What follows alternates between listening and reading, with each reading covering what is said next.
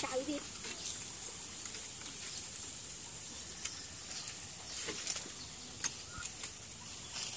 một cái cái này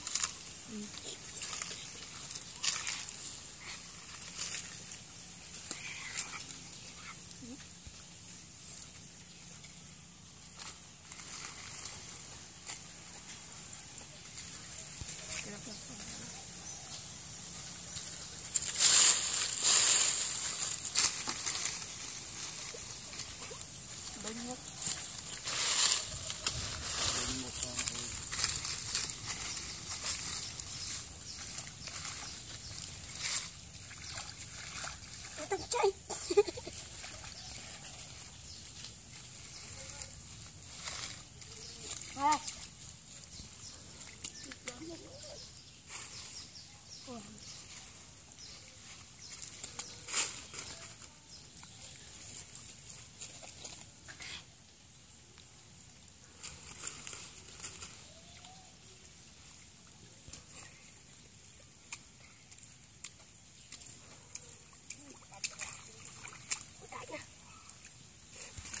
bây giờ chân chân lâu luôn đấy. Bây giờ ta chân lâu luôn đấy. Mình có đánh bắt rồi. Khô rồi. Bắt đây. Ai vậy?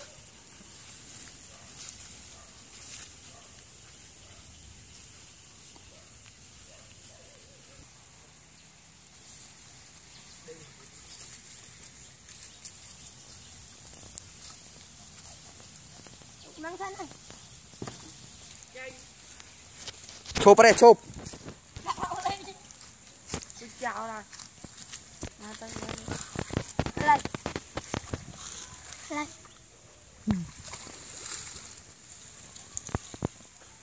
Trời ơi. Nơi Trần ơi. Đó, dứt đây.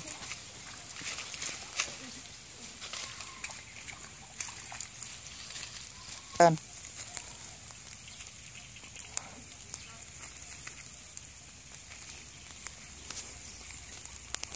Bay chơi. Mau đánh bay á. Con đã sẽ bay rồi. Con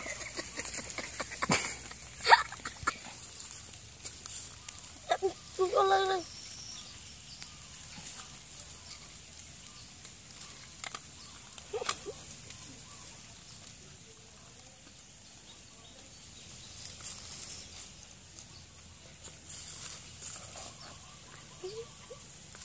Đúng chồng lớp nằm lớp tiết lớp tiết phanh không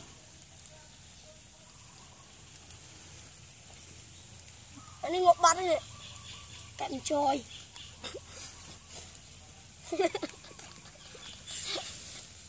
Cũng sao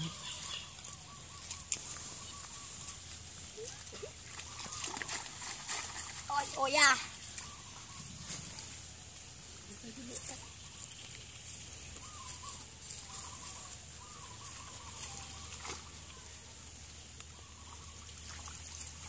ăn mà cái lâu đây cái bùn này cho thật thích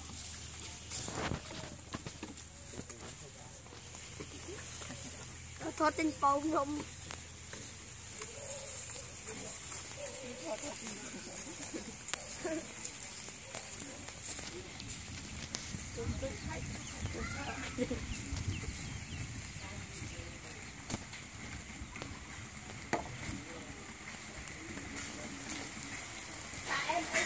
Lên bay dạng này.